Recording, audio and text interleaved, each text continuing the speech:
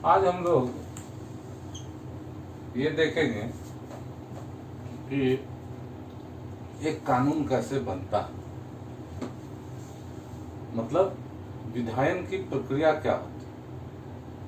आप सब जानते हैं कि जो प्रस्ताव आता है उसको हम लोग विधेयक कहते हैं। कानून बनाने का जो प्रस्ताव है उसको कहते हैं विधेयक। और ये प्रस्ताव जब फाइनली पारित हो जाता है तो पारित प्रस्ताव को हम लोग कानून कहते हैं, एक्ट। पारित होने का मतलब है कि संसद के दोनों सदनों द्वारा पारित होना और उस पर राष्ट्रपति का हस्ताक्षर होना।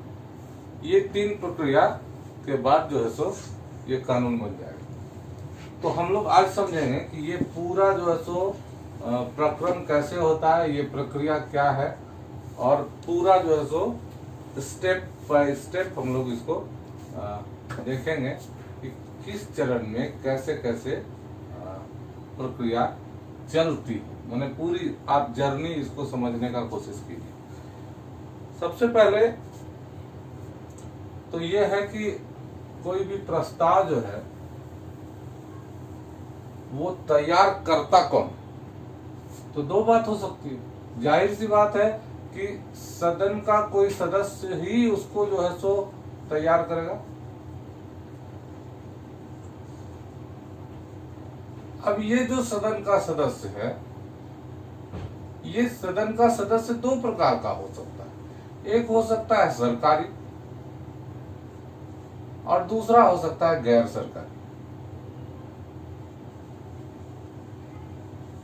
सरकारी सदस्य उसको कहेंगे जो मंत्रिमंडल का हिस्सा है।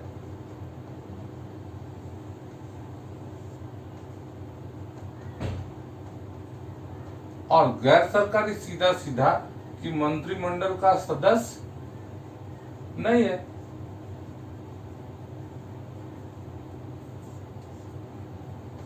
मतलब कि जो आदमी कैबिनेट का सदस्य है वो सरकारी, और जो आदमी कैबिनेट का सदस्य नहीं है वो गैर सरकारी। अब इसमें आपका कंफ्यूजन खत्म हो जाएगा कि जो है सो मान लीजिए कि सरकार के पार्टी का, जिस पार्टी की सरकार है उसका भी कोई सदस्य अगर वो कैबिनेट स्तर का मंत्री नहीं है तो वो भी जो विधेयक लाएगा उसको गैर सरकारी की श्रेणी में रखा जाएगा। तो स्पष्ट हो गई बात। अब जो है सो ये समझ लिए कि सरकारी और गैर सरकारी दो तरह का बिल हो सकता है। अब सरकारी बिल में भी कई तरह की हो सकती है बात। एक साधारण बिल हो सकता है, दूसरा हो सकता है धन से संबंधित विधेयक, और तीसरा हो सकता है संविधान संशोधन विधेयक। ये तीन बात हो सकती है। लेकिन इसमें जो है आप जान लीजिए कि ये साधारण हो सकता है, साधारण विधेयक, और संविधान संशोधन विधेयक हो सकता है।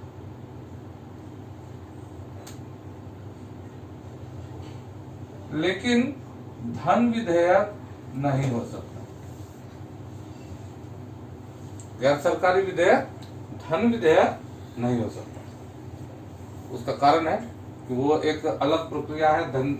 धन विधेयक से संबंधित आप जानते हैं अनुच्छेद 110 में जो है सो 6 विषय हैं। उन विषयों से संबंधित कोई विधेयक वो राष्ट्रपति की अनुमति से उसको लाया जाएगा, उसके बाद जो है सो लोकसभा में उसको पेश किया जाएगा, और उसकी अलग प्रक्रिया है। लोकसभा अध्यक्ष द्वारा सत्यापित किया जाएगा, तब उसको जो है सो पूरा स्थापित किया जा सकता है, ऐसे नहीं। तो सरकारी विधेयकों में 3 तरह के विधेयक हो सकते हैं, जबकि गैर सरकारी विधेयक 2 तरह के हो सकते हैं। अब आइए कि एक एक करके हम लोग इन विधेयकों के जो है सो कानून बनने की प्रक्रिया को समझें। सबसे पहले हम लोग समझते हैं कि साधारण विधेयक किस तरह से कानून बनेगा। साधारण विधेयक किस प्रकार से कानून बनेगा।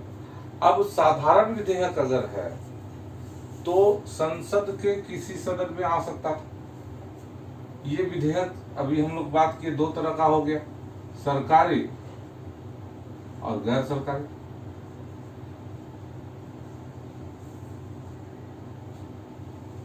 गैर सरकारी जो विधेयक था वो किसी व्यक्ति के द्वारा लाया गया था, तो तैयार भी किया गया होगा किसी संसद सदस्य के द्वारा। तो इसका मतलब है कि सदन में स्थापित करने के पूर्व इस एक व्यक्ति और उसके एसोसिएट्स द्वारा तैयार किए गए बिल की जांच होनी जरूरी है। और ये जांच करेगा कौन? इस जांच के लिए सदन के सचिवालय में उसको प्रस्तुत किया जाएगा और ये सचिवालय उसकी जांच करेगा। अगर जरूरत पड़ी तो वो सचिवालय उस पर अनुमति देगा अथवा नहीं देगा। अब आप उसके बारे में जानते ही हैं कि 1997 के पहले बात थी कि प्रति सप्ताह आप 3 विधेयक जो गैर सरकारी थे प्रस्तुत कर सकते थे, लेकिन 1997 के बाद ये स्थिति बदल गई। अब हो गया कि एक सत्र में अधिक से अधिक 3 विधेयक प्रस्तुत किए जा सकते। एक सत्र में, पहले था एक सप्ताह में 3 विधेयक, अब हो गया एक सत्र में 3 विधेयक। एक सत्र में 3 विधेयक, ठीक है। ऐसे भी सरकारों का रवैया गैर सरकारी विधेयकों के बारे में बहुत अच्छा नहीं रहा है। अब तक कुल 372 विधेयक ही आए हैं, जिनमें से बहुत कम विधेयकों पर विचार किया गया है और सिर्फ 14 ऐसे कानून हैं जो गैर सरकारी विधेयकों के माध्यम से बने, सिर्फ 14, ठीक है। 1970 से लेकर अभी तक किसी भी गैर सरकारी बिल पर विचार नहीं किया गया था। 2014 में आकर ट्रांसजेंडर बिल, इस पर जो है सो सीधे विचार किया गया लगभग 44-45 वर्ष के बाद। तो गैर सरकारी विधेयकों के प्रति जो है सो सरकार का रवैया दूसरे किस्म का रहता है। पहला तो ये कि अपनी प्रतिष्ठा के चलते जो है सो इनको प्रस्तुत करना नहीं चाहते। दूसरा बात है कि सरकार के पक्ष का कोई सदस्य उसको लाता नहीं है, सामान्य तौर पर विपक्षी सदस्य ही लाते हैं, एक जनरल जो पैटर्न हो जाता है। तो दो बात होती है, या तो कोई अगर ऐसा अच्छा विधेयक है तो सरकार उसको अपने तरीके से पेश कर देती है, उस माने जो विषय वस्तु को ध्यान में रखते हुए, तो उस विधेयक का मतलब खत्म हो जाता है, पहला बात। दूसरा बात ये कि अगर ऐसा कोई विधेयक पारित होता है तो ये जो है सो मोरली, नैतिक रूप से जो है सो सरकार की हार मानी जाती है। इसलिए ऐसे विधेयकों को जो है सो प्रस्तुत करने के पहले ही रोकने का प्रयास किया जाता है। तो खैर, तो ये जो है सो पॉलिटिकल जो मसला है वो है। तो यहाँ पर हम लोग का स्थिति स्पष्ट है कि गैर सरकारी विधेयक सीधे सदन में नहीं रखा जाता है, वो सदन के सचिवालय में रखा जाता है। और आप एक बात ये भी जो है यहाँ पर ध्यान रखिए कि उसके लिए दिन भी निर्धारित है। सप्ताह का सिर्फ शुक्रवार वो दिन होगा जबकि सरकारी विधेयक पेश करने की अनुमति, गैर सरकारी विधेयक पेश करने की अनुमति मिलेगी। यहाँ तक तो बात हो गई। एक बार जब सचिवालय द्वारा इस पर जो सो विचार कर लिया गया तब इसको सदन में पेश किया जा सकता है, और जब सदन में पेश कर दिया जाएगा तो उसकी भी वही प्रक्रिया अपनाई जाएगी जो किसी गैर सरकारी विधेयक की अपनाई जाती है। मतलब गैर सरकारी विधेयक और सरकारी विधेयक दोनों की प्रक्रिया एक जैसी हो जाती है। अब आइए सरकारी विधेयक। सरकारी विधेयक है कैबिनेट द्वारा तैयार किया हुआ विधेयक होगा।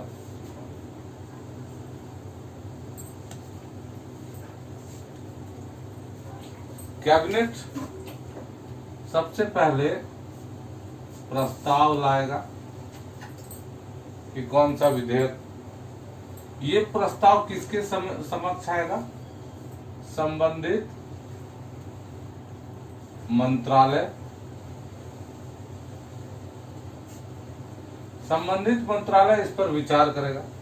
कैसे विचार करेगा?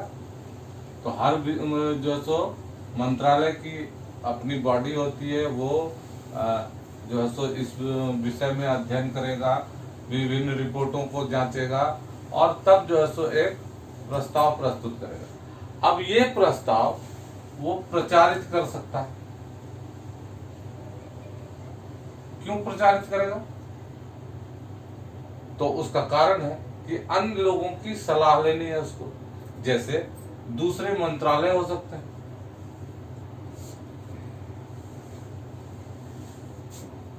या राज्यों से सलाह लिया जा सकता है, स्थानीय निकायों से सलाह लिया जा सकता है,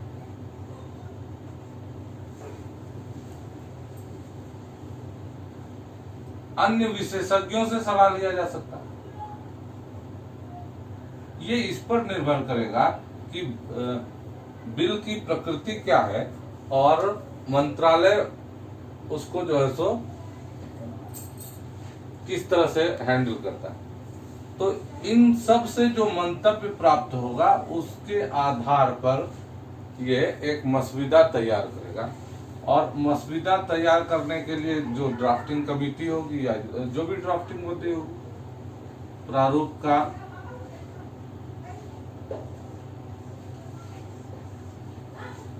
अब जो है सो एक बार प्रारूप तैयार हो गया तो उसकी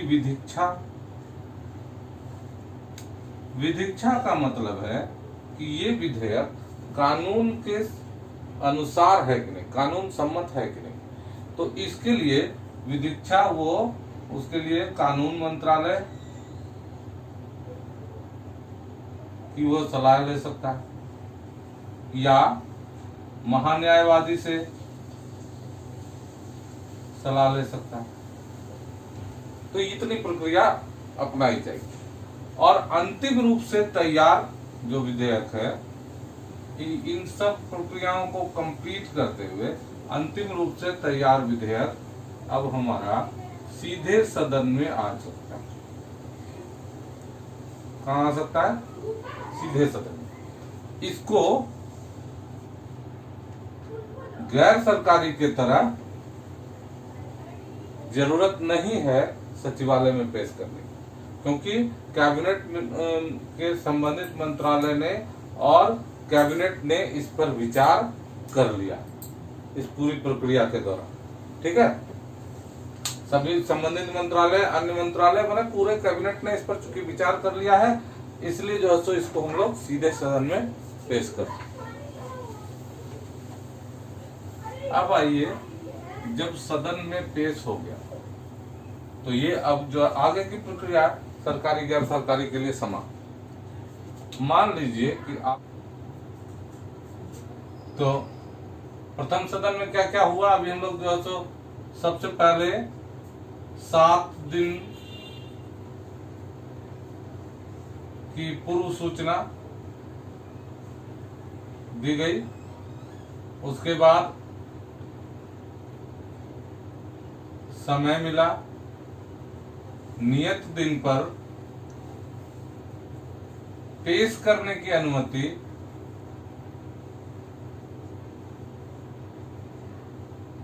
मांगी गई, जिसको कि मौखिक रूप से अनुमति दी जाती है, मौखिक मतदान। जब अनुमति मिल जाता है तब जो है सो ये विधेयक सदन में पेश किया जाता है। पेश करने का मतलब है कि विधेयक को सदन में मौखिक रूप से पढ़कर सुनाना, उसके बाद ये दे दिया जाता है। यहाँ तक में प्रथम चरण कंप्लीट हो जाता है, प्रथम वाचन। और प्रथम वाचन में जो है सो कोई मतदान नहीं होता है, कोई डिस्कशन नहीं होता है। आप जानते हैं कि संविधान सभा में भी इसी तरीके से जो है सो संविधान का निर्माण किया गया। प्रथम वाचन में कोई डिस्कशन नहीं, सिर्फ जो है सो विधेयक को प्रस्तुत किया जाता है। अब जो है सो आइए कि प्रथम वाचन के बाद की स्थिति सबसे महत्वपूर्ण होता है द्वितीय वाचन। यानी ये वो समय होता है जबकि कोई विधेयक पर संसद के सदस्य विचार करते हैं। ठीक है, तो इसको समझिए।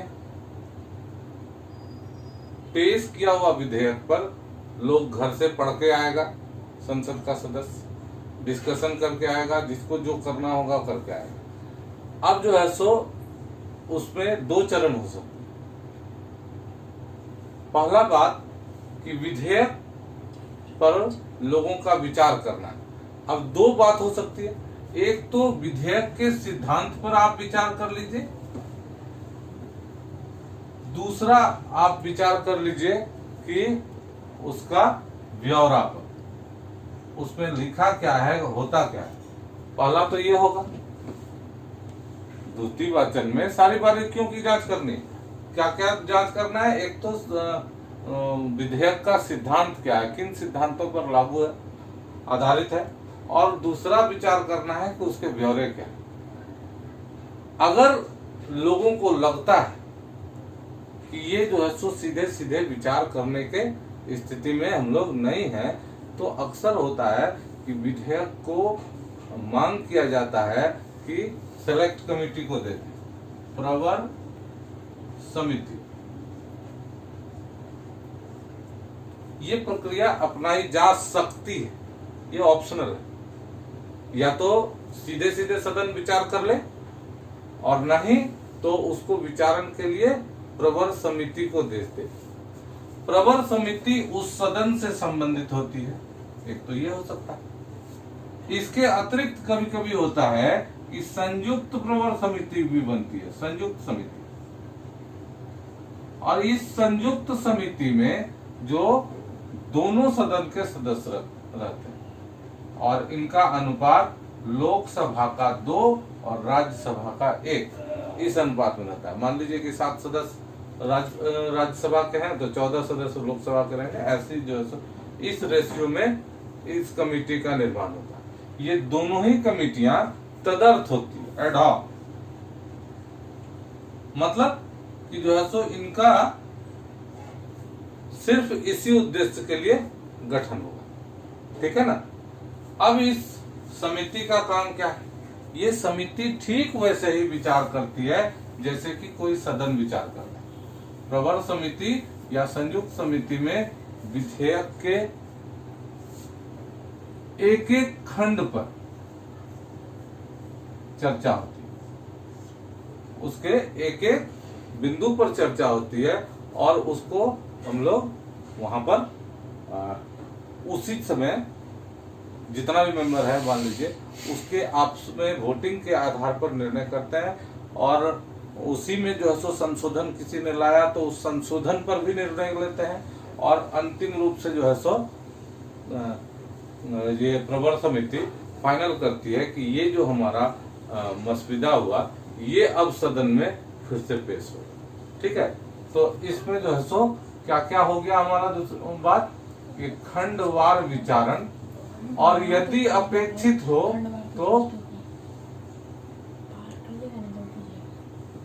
तो संशोधन।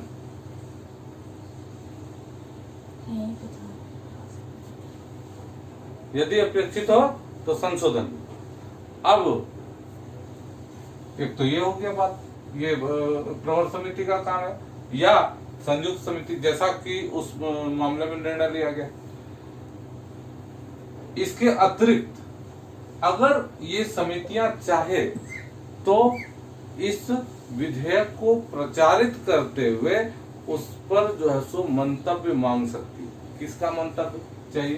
तो वही बात, स्थानीय निकाय का मंतव्य हो सकता है, विशेषज्ञों का मंतव्य हो सकता है, हाँ, राज्यों का मंतव्य हो सकता है, या जिससे भी जरूरत है वो ले सकता है, किसी संस्था का, कोई संघ का। ये सब जो है सो जगहों से उन पर मंतव्य प्राप्त किया जा सकता है और उन मंतव्यों को संशोधन के रूप में भी प्रस्तुत किया जा सकता है और अंतिम रूप से जब वो तैयार हुआ जो है सो प्रवर समिति ने जो रिपोर्ट बनाई वो जो है सो तब सदन में जाएगा। ये ऑप्शनल प्रक्रिया, जरूरी नहीं है कि हर विधेयक को प्रारूप प्रवर समिति के पास भेजा जाए, वो सीधे सीधे संसद विचार भी कर सकते, ठीक है। उसके बाद आइए, जितना काम प्रवर समिति ने किया अब जो है सो वो सारा काम वो सदन करेगा। सदन क्या करेगा? फिर खंडवार विचार करेगा,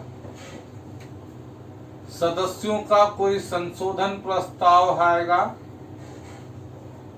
तो उस पर भी विचार करेगा और अंतिम रूप से इसमें वोटिंग के आधार पर, जैसे प्रवर समिति में छोटी सी कमेटी में वोटिंग होता था, वैसे ये पूरे सदन का वोटिंग यहाँ पर होगा। अब वोटिंग में बहुमत, आप जान रहे हैं कि बहुमत जो है सो अलग अलग किस्म का हो सकता है। ये वोटिंग में फैसला जो होगा वो बहुमत के आधार पर होगा। अब ये बहुमत कैसा हो सकता है? तो हो सकता है साधारण बहुमत।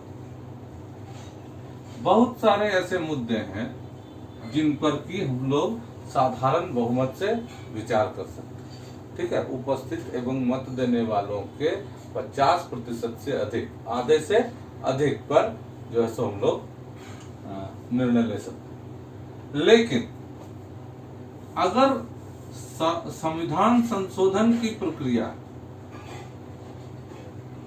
तो उसके लिए हम लोग मतलब 368 वाला जो प्रावधान है वो लागू करते हैं, उसको कहते हैं हम लोग विशेष बहुमत,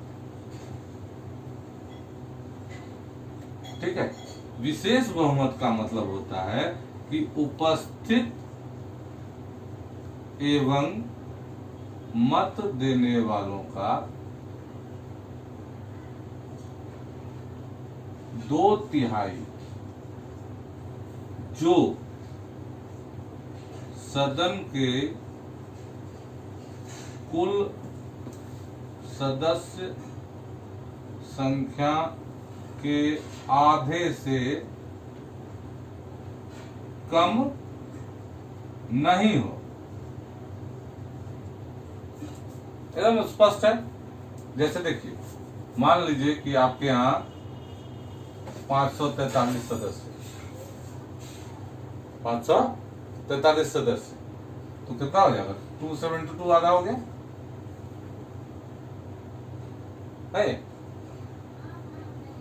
271.5 मतलब 272 आधा से अधिक होगा। तो इतना सदस्य से कम नहीं होना चाहिए। अब देखिए, मान लीजिए किसी बैठक में 300 आदमी उपस्थित था, कोरम पूरा होने के लिए क्या होगा? कोरम पूरा होने के लिए सदन की सदस्य संख्या के 1/10 से जो है सो ज्यादा होना चाहिए। यानी 55 आदमी भी अगर आ जाता है तो बैठक तो हो जाएगी। 55 आदमी भी वहां पर उपस्थित है तो बैठक हो जाएगी। चलिए मान लेते हैं कि 55 से ज्यादा आदमी है तो कोरम तो पूरा हो गया। ये 300 आदमी टोटल है वहां पर उपस्थित, तो ये कोरम से ऊपर हो गया। अब तो बैठक होगी। बैठक होगी तो 300 का 2/3 कितना हुआ? 200। मान लीजिए 205 आदमी ने फेवर में वोट कर दिया और जो है सो 80 आदमी ने डिसफेवर में वोट कर दिया और जो बचे रह गए वो एब्सकॉन्ड कर गए, अनुपस्थित रह गए या जो भी हुआ। तो ये 205 आदमी ने जो वोटिंग किया तो उपस्थित और मत देने वालों का 2/3 तो हो गया। लेकिन क्या ये 273 से बेसी हुआ? ये 273 से कम है। इस तरह का जो वोटिंग होता है पैटर्न, उसमें हम लोग कहेंगे कि ये विशेष बहुमत नहीं हुआ। इस जो संख्या है, ये जो संख्या अगर 273 से ऊपर होती तब जो है हम मानते कि जो है सो ये विशेष बहुमत से पारित है, अन्यथा इसको पारित नहीं माना जाए। तो संविधान संशोधन विधेयकों में ये बात अपनाई जाती है। क्या हो गया बात कि उपस्थित एवं मत देने वालों का, एब्सकॉन्ड करने वालों का नहीं, मत देने वालों का 2/3 से ज्यादा होना चाहिए, और ये जो संख्या निकली वो सदन की संख्या के आधे से कम नहीं होना चाहिए। मान लीजिए कि 543 आदमी था, उसमें 450 आदमी उपस्थित था, 450 में से 308 आदमी ने वोट दे दिया फेवर में, 125 आदमी ने डिसफेवर में, कुछ वोट कैंसिल हो गए, ऐसा हो सकता है। तो ये देखिए यहाँ पर 308 आदमी ने फेवर में वोट किया, और ये जो 308 है वो सदन की संख्या के आधे मतलब 272 से ज्यादा है। तो ये हम कहेंगे कि उपस्थित एवं मत देने वालों का 2/3 बहुमत जो सदन के हाफ से ज्यादा है, इसलिए इसको हम लोग कहेंगे कि ये विशेष बहुमत होगा। तो 368 वाले जितने भी मामले हैं, मतलब संविधान संशोधन की जितनी भी प्रक्रियाएं हैं, उसमें साधारण बहुमत से हमारा काम नहीं चलता। उसमें पारित होने का मतलब होता है कि जो है सो विशेष बहुमत से पारित हो। तो इस तरह से पारित करने की प्रक्रिया होती है। तो डिपेंड करेगा कि वो संविधान संशोधन वाला है कि जो है सो साधारण वाला है। अब सदन एक ने तो पारित कर दिया, अगर इस तरह से पारित हो गया तो तृतीय वाचन में उसको, मतलब यहां पर आप इसको रखिए कि ये तृतीय वाचन में पारित हो गया, वोटिंग हो गया, तृतीय वाचन में उस पर हस्ताक्षर हो जाएगा कि हाँ ये विधेयक पारित हो गया, और उसको अगले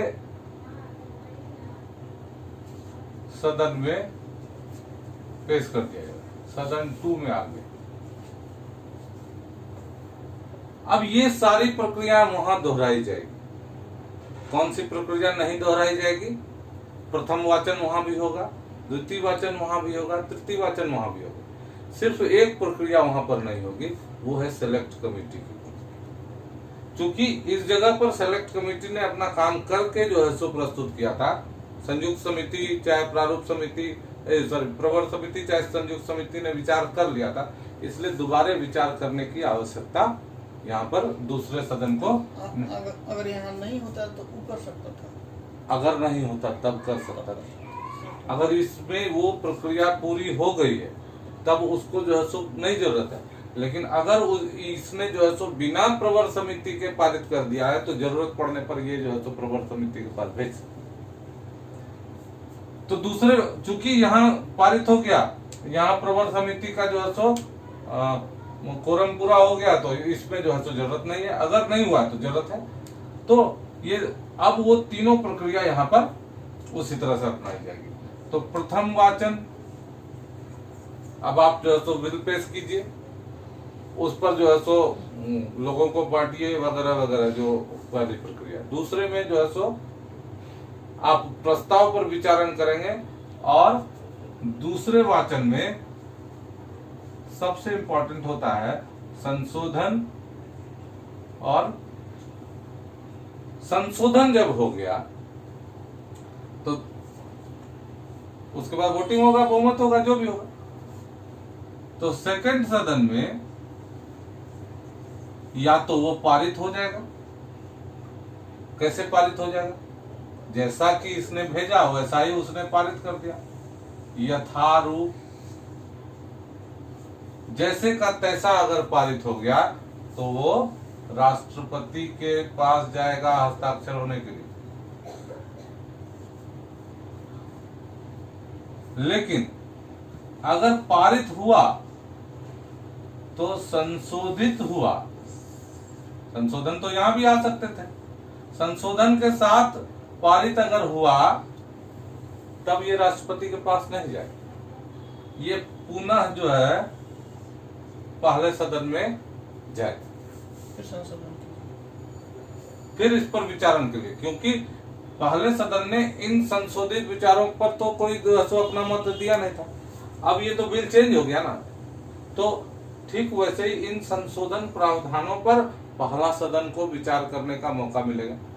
यहाँ पर ये जब चला गया तो संशोधन पर या तो पहला सदन सहमति देगा या नहीं देगा। अगर पहला संशोधन पर सहमति देगा तो ये राष्ट्रपति के पास चला जाएगा। अगर इसके संशोधित प्रस्ताव को पहला सदन भी मान्यता दे देता है, पारित कर देता है, तो ये राष्ट्रपति के पास फिर से चला जाएगा।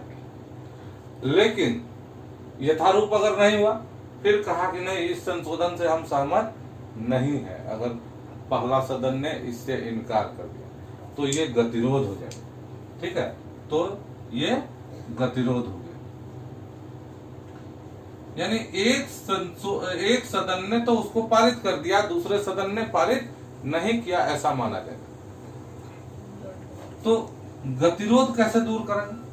मान लीजिए कि ये तो पारित कर रहा था बेचारा, लेकिन अगर हो सकता है इसने जो प्रस्ताव दिया ये पारित नहीं करे, एक तो ये हो गया। गतिरोध किस स्थिति में होगा कि पहला सदन पारित, दूसरा सदन पारित नहीं, पहला सदन पारित, दूसरा सदन भी पारित, लेकिन संशोधन, और ये संशोधन वाला फिर पहला सदन पारित नहीं, तो ये गतिरोध हो गया। यानी दोनों सदनों में सहमति नहीं होना ही गतिरोध माना जाएगा। और अगर गतिरोध हो गया तब क्या होगा, इस पर हम लोग विचार करते हैं। कोई भी सामान्य विधेयक इस तरह का है तो उस पर गतिरोध हो सकता है, दोनों सदन उसमें जो है सो सहमत नहीं हो, तो गतिरोध को दूर करने के लिए सामने आएगा फिर राष्ट्रपति। राष्ट्रपति क्या करेगा, संयुक्त अधिवेशन बुलाएगा। भारत के संविधान की धारा 108 के प्रावधानों के तहत, ठीक है। तो संयुक्त अधिवेशन जब बुलाया तो संयुक्त अधिवेशन में पहले तो कौन बुला रहा है, राष्ट्रपति, ये याद रखना है। दूसरा, संयुक्त अधिवेशन की अध्यक्षता कौन करेगा, अध्यक्षता वही करेगा जो लोकसभा का अध्यक्ष। इस बैठक की अध्यक्षता लोकसभा का अध्यक्ष करने वाला है। इस बैठक में लोकसभा के और राज्यसभा के सभी मेंबर्स उपस्थित होंगे, लोकसभा और राज्यसभा। इसमें फिर से विचारण होगा और इसमें मतदान होगा, इसमें मतदान होगा, और इस मतदान में फिर वही बहुमत की प्रक्रिया पालन की जाएगी। सामान्य बिल है तो सामान्य बहुमत से, और अगर संविधान संशोधन बिल है, सॉरी संविधान संशोधन पर तो चर्चा नहीं है, कुछ विशेष मुद्दे से संबंधित है तो उस पर 2/3 बहुमत चाहिए। तो जो भी हो, संविधान संशोधन में तो स्पष्ट है कि ऐसा गतिरोध हो ही नहीं सकता। संविधान संशोधन में क्यों कि अनुच्छेद 368 का जो है सो प्रावधान साफ है कि दोनों सदनों द्वारा अलग अलग 2/3 बहुमत से प्राप्त होगा। तो आप इसको इस तरह से भी समझ सकते हैं कि संविधान संशोधन विधेयक पर संयुक्त अधिवेशन नहीं बुलाया जाता। एक और जगह पर संयुक्त अधिवेशन नहीं बुलाया जाता, वो होता है धन विधेयक। धन विधेयक जो है वो धन से संबंधित 110 के संविधान की धारा 110 अनुच्छेद 110वां अनुच्छेद में है कुछ विषय जैसे कर से संबंधित, कर का लगाया जाना, कर का हटाया जाना, कर का कम किया जाना, इन सब विषयों से संबंधित क से लेकर 6 तक माने कुल 6 प्रावधान है। इनमें से कोई एक प्रावधान या एक से अधिक प्रावधान हो सकता है कि 6 के 6 हो जाए।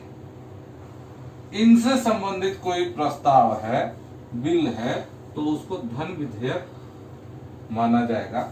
इस धन विधेयक की विशेषता ये होगी कि इसकी पहचान दूसरा कोई नहीं करेगा, लोकसभा अध्यक्ष करेगा। लोकसभा अध्यक्ष इसको जो है सो सर्टिफिकेट देगा कि हाँ ये साहब ये धन विधेयक है, तब वो जो है सो इसमें जाएगा। ठीक है, तो लोकसभा अध्यक्ष अगर अब ये जो है सो नेचुरल सी बात है, तो ये लोकसभा में पहला पेश करेगा, किया जाएगा। उसका कारण, लोकसभा जनता की डायरेक्ट प्रतिनिधि सभा है और धन जो होता है वो जनता के रेवेन्यू से जो है सो टैक्सेस से रेवेन्यू जनरेट होता है। उस पर आकस्मिकता निधि हो चाहे संचित निधि में जो है सो ये सब धन से संबंधित जो भी बातें होती है वो जनता के प्रतिनिधि ही फैसले करने के योग्य समझे जाते हैं। इसलिए इसको जो है सो हम लोग लोकसभा में ही लाते हैं। राज्यसभा में इसको जो है सो अधिक महत्व नहीं दिया जाता। सिर्फ 2 सप्ताह मतलब 14 दिन का समय दिया जाएगा। और अगर इस बीच में राज्यसभा ने पारित कर दिया, दूसरा सदन यहाँ नहीं बोल रहे, यहाँ सीधा राज्यसभा बोल रहे, पारित कर दिया तो ठीक, नहीं तो माना जाएगा कि ये पारित हो गए।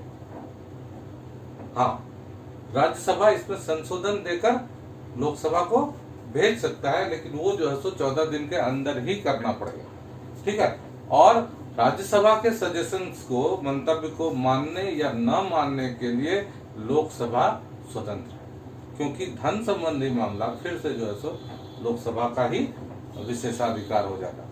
तो यहाँ पर स्थिति स्पष्ट है। तो ऐसी स्थिति में धन विधेयक पर कोई गतिरोध होने की संभावना ही नहीं। एक ही विधेयक सदन को पारित करना है, दूसरे से तो सिर्फ जो है सो सलाह लेना। संविधान संशोधन विधेयक में क्या हो गया था, उसमें स्पष्ट लिखा है संविधान में जो है सो दोनों सदन द्वारा अलग अलग पारित किया जाएगा। अब ऐसा क्यों? उसका कारण है कि राज्यसभा जो सदन है वो राज्यों की प्रतिनिधि सभा है, और अगर हम संविधान में संशोधन कोई कर रहे हैं तो राज्यों के मंतव्य को ध्यान में रखना अनिवार्य होता है। तो अगर राज्य किसी चीज से सहमत नहीं है तो उसको ध्यान में रखना ही होगा। क्यों? क्योंकि जैसे ही संयुक्त अधिवेशन आप बुलाएंगे तो इसमें जो है सो 543 है, इसमें 238 34 जो भी है, मतलब इसके दुगने के बराबर हो जाता। तो जिसका बहुमत लोकसभा में, वो तो विधेयक को पारित करा देगा ना। तो संयुक्त अधिवेशन में लोकसभा को ज्यादा महत्व प्रदान किया जाता, मिल जाता है स्वाभाविक रूप से संख्या बल के कारण। तो वैसी स्थिति में राज्यसभा राज्यों के हितों की रक्षा नहीं कर सके। इसलिए संविधान संशोधन विधेयक में भी संयुक्त अधिवेशन की व्यवस्था नहीं होती। चलिए, संयुक्त अधिवेशन में अगर बिल पारित हो गया तो वो राष्ट्रपति के पास जाएगा, और अगर पारित नहीं हुआ तो वो राष्ट्रपति के पास नहीं जाएगा। अब आइए राष्ट्रपति के पास क्या होने वाला है।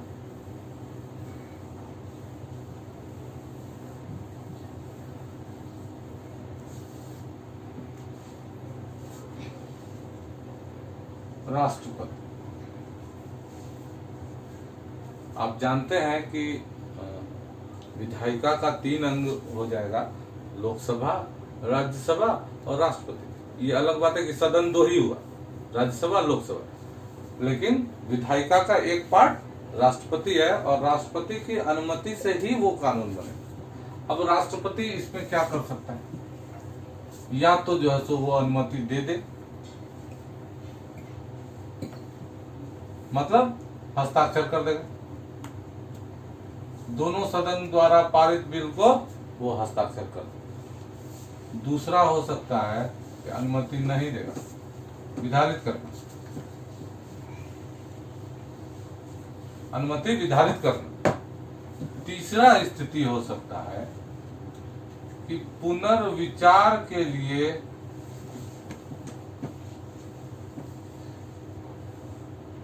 लौटाना।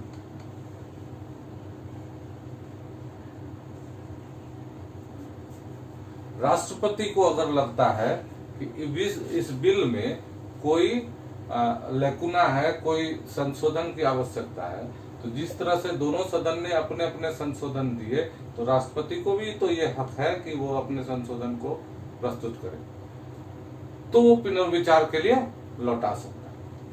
अगर वो पुनर्विचार के लिए लौटाता है तो वो मेंशन करता है कि हमको किस बात में ऐतराज है, किस बात में ऐतराज है। हो सकता है वो पूरे बिल पर ऐतराज कर रहा हो, या हो सकता है बिल के किसी एक खास अंश पर, वो किसी एक खंड पर, एक कंडिका पर वो जो है सो ऐतराज कर रहा। तो वैसी स्थिति में वो जो है सो पुनर्विचार के लिए सदनों को वापस कर सकता है। और तब अगर पुनर्विचार के उपरांत फिर से दोनों सदन पारित करके इस बिल को वापस राष्ट्रपति के पास भेजते हैं, तो राष्ट्रपति इसके ऊपर अनुमति देने के लिए बाध्य होगा, मतलब अनिवार्यतः अनुमति देगा।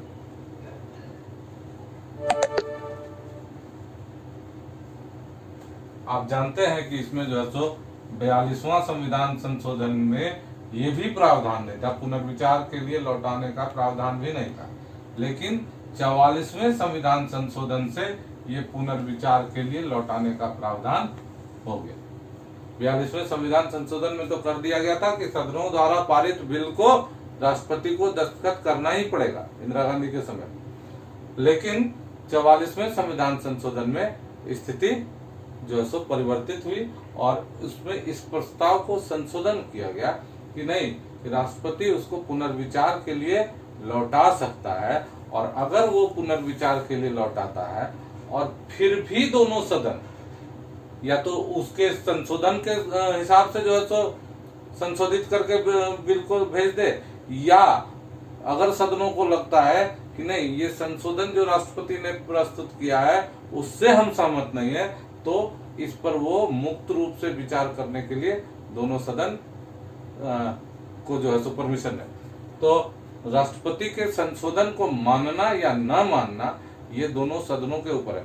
और जब दोनों सदन फिर से विचार करके भेजते हैं, चाहे संशोधन सहित या संशोधन को हटाकर, तो वैसी स्थिति में ये बाध्यकारी होता है राष्ट्रपति के लिए, वो अनिवार्यता उस पर अनुमति देगा। इसके अतिरिक्त एक और प्रावधान आप जानिए, उसको कहते हैं हम लोग जेबी वीटो।